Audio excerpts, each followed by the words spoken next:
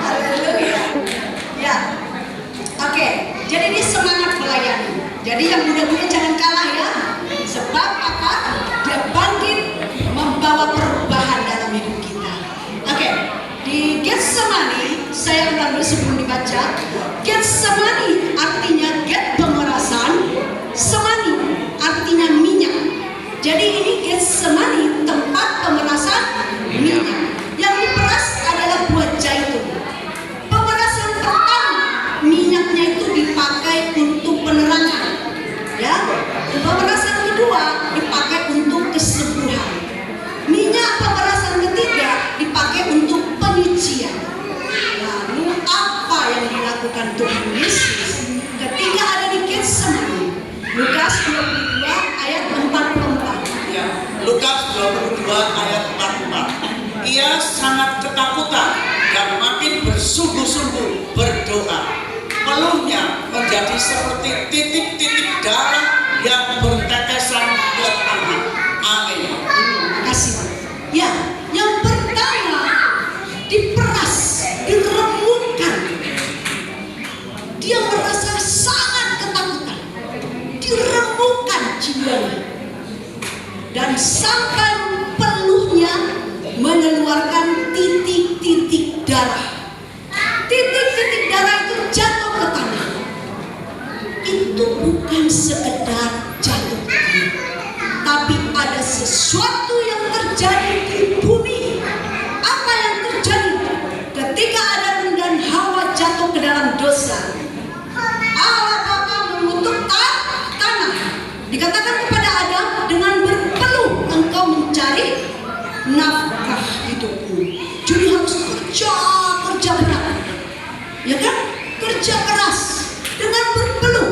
Sebelum jatuh ke dalam dosa, hidup Adam dan Hawa diberkati berlimpah. Mereka tidak perlu berpeluh, tapi semua ada di Taman Eden.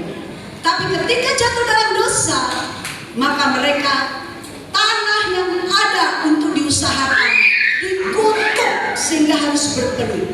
Tapi di Taman Getsemani, Tuhan Yesus menebus kutuk dengan darahnya yang jatuh sampai ke tanah. Hidup kita tidak mengerti masa lalu nenek moyang kita. Tapi firman berkata, ketika nenek moyang kita menyembah ilah lain, ada kutuk yang turun. Saya termasuk. Bapak saya suka berdukun. Nah, karena saya orang Batak panggilnya opung. Opung saya dukun, ya. Jadi kalau mereka datang kepada dukun bawa sasajen ayam misalnya, apa yang diambil dukunnya itulah yang diterima penyakit oleh keturunannya. Jadi saya memahami ini ketika menonton hamba Tuhan dukun santet yang bertobat, yaitu Daud Tony. Semua bisa tahu kali ya. Nah, saya tahu kami ada 3 orang kakak beradik seperti ini. Saya itu tidak ada penyakitnya. Mata saya ini saraf mata ke otak putus, tidak tahu apa penyebabnya, sehingga obatnya nggak tahu. Tapi ketika saya memilih percaya dan mengakui darah Yesus yang sudah menebus kutuk itu dan mengubah kutuk menjadi berkah, hidup saya berbeda. Mata saya mungkin tidak sembuh, tapi saya hidup dalam kasih karunia Tuhan. Tuhan baik. Jadi ketika Dia menebus tanah itu, kita tidak perlu berpeluh, tetapi cukup hidup dalam kasih karunia. Artinya berkenan kepada Tuhan, berkenan kepada Tuhan. Nenek moyang kita tidak tahu apa yang mereka lakukan, tapi kutuk itu mungkin turun. Kutuk kemiskinan, kutuk penderitaan, kutuk penyakit, kutuk perceraian, kutuk perzinahan. Tapi Yesus tebus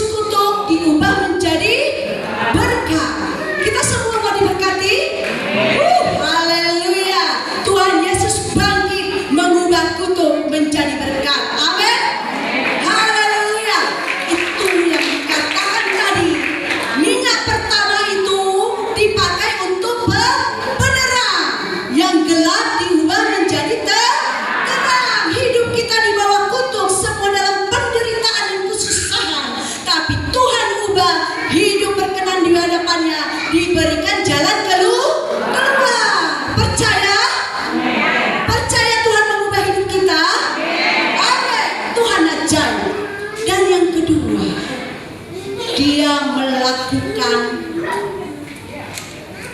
penyembuhan dalam hidup kita.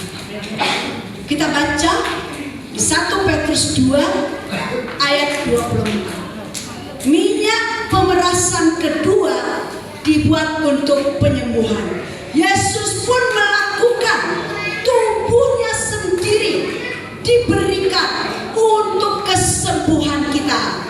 Dibaca, tolong Ibu Tabita kembali. 1 Petrus 2 ayat 24.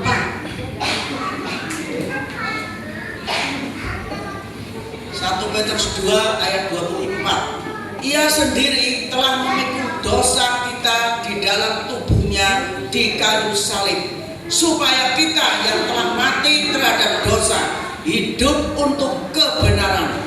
Oleh bilur-bilurnya kamu telah sembuh. Amin. Terima kasih. Oleh bilur-bilurnya kita sembuh. Bilur itu apa? Bilur itu luka-luka memar. Dia dicambuk 39 kali. Bahkan cambuknya itu mengangkat dagingnya. Tuhan Yesus menebus kita dari sakit penyakit. Mungkin penyakitmu merasa tidak ada lagi pengobatan, tidak ada kesembuhan. Tetapi bilur Yesus menjadi pengobatan buat kita, menjadi tabib buat kita. Maka oleh bilur-bilurnya kita menjadi sembuh. Penyakit itu kalau kita baca tadi bahwa penyakit itu timbul dari dosa, dari pemberontakan, ya kan?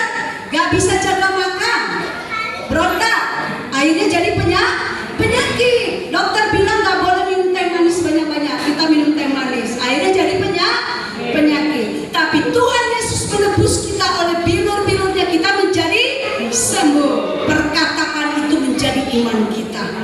Dan yang ketiga adalah minyak pemerasan ketiga adalah penyucian. Dosa kita disucikan, pemberontakan kita disucikan, diampuni oleh Tuhan, oleh darah yang menebus kita dari kutuk dosa. Maka kita menjadi selamat, hidup kita berbeda. Amin. Kita semua butuh penebusan dari Tuhan Yesus. Mari kita percaya, iman kita itu mengubah segalanya dalam hidup kita. Iman tanpa tindakan mati.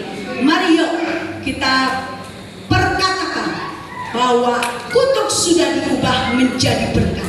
Karena kasih Tuhan begitu sempurna bagi kita, dan oleh kasih dan pengorbanannya kita beroleh hidup yang berkelimpahan.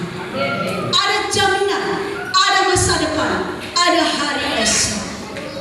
Yesus bangkit bukan sekedar bangkit, tetapi membawa perubahan dalam hidup kita. Mari saya undang setiap kita, mari kita putuskan kutuk-kutuk yang turun atas hidup kita. Kita tidak tahu apa yang sedang terjadi, sehingga kita hidup di bawah kutuk dengan berpeluh, dengan kita bersusah payah. Tapi ketika kita memilih Yesus adalah jaminan hari esok kita, kita memilih bahwa Yesus memberikan perubahan dalam hidup kita. Akui dengan iman. Mari kita bangkit berdiri.